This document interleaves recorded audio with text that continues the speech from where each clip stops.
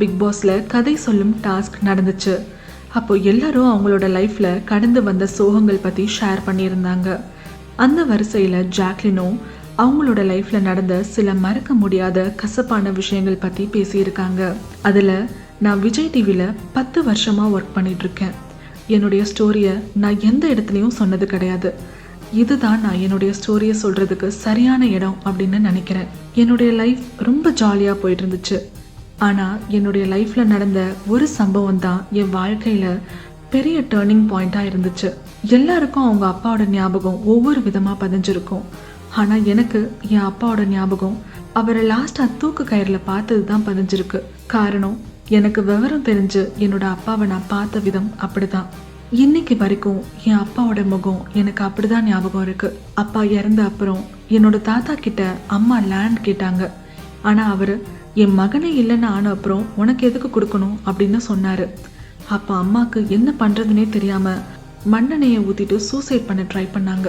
அந்த இடத்துல இருந்து தான் எங்களோட லைஃப் ஸ்டார்ட் ஆச்சுன்னு நினைக்கிறேன். அப்பதான் நான் என் தாத்தா கிட்ட சண்டை போட்டேன். அதுக்கப்புறம் தான் அவர் அந்த லேண்டை கொடுத்தாரு. இதை தொடர்ந்து என்னோட க்ளோஸ் ஃப்ரெண்டுக்கு ஒரு பர்சன் பாலியல் ரீதியா துன்புறுத்தல் கொடுத்தாங்க. அது எனக்கு தெரிய வந்துச்சு. ஆனாலும் அதை வெளியே சொல்ல முடியாம இருந்தேன். என்னை என்னோட அப்பா அப்படி வளர்த்து விட்டாரு. அப்புறம் ஒரு நாள் நானும் அம்மாவும் நடந்து போயிட்டு இருந்தப்போ என் ஃப்ரெண்ட் கிட்ட தப்பா நடந்துக்கிட்ட அந்த பர்சன் என் மேல கார் ஏத்த போற மாதிரி வந்து பயமுறுத்தினாரு.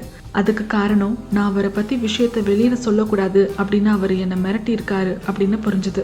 அதனால நான் தைரியமா போலீஸ் ஸ்டேஷன் போயிட்டு கம்ப்ளைண்ட் கொடுத்தேன். ஆரம்பத்துல ஃபங்க்ஷன்ல என்னோட அம்மாவை முன்னாடி நிக்க கூடாதுன்னு சொன்னவங்க, என்னை சரியா வளர்க்கலன்னு அம்மாவை தப்பா பேசினவங்க அப்படின்னு எல்லார்கிட்டையும் கேள்வி கேட்டேன். அந்த நேரத்துல எனக்கு பணம் சம்பாதிக்கிறது ஒண்ணுதான் எய்மா இருந்துச்சு. அதுக்கப்புறம் ஏர் ஹோஸ்டஸா வேலை செஞ்சேன். அப்புறம் விஜய் டிவி நடத்தின நீங்களும் ஆகலாம் விஜய் டிவி ஸ்டார் ஷோல பார்ட்டிசிபேட் பண்ணேன். அதில் நான் செலக்ட் ஆன அப்புறம் தான் எனக்கு என் மேலே ஒரு நம்பிக்கை வந்துச்சு. லைஃப்பை எப்படி ஹேண்டில் பண்ணலாம் அப்படின்னு ஒரு தைரியம் இன்னும் அதிகமாச்சு.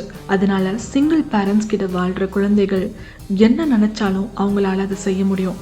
எதுக்காகவும் மனசை விட்டுறாதீங்க அப்படின்னு மோட்டிவேஷ்னலாக ஜாக்லின் பேசியிருக்காங்க.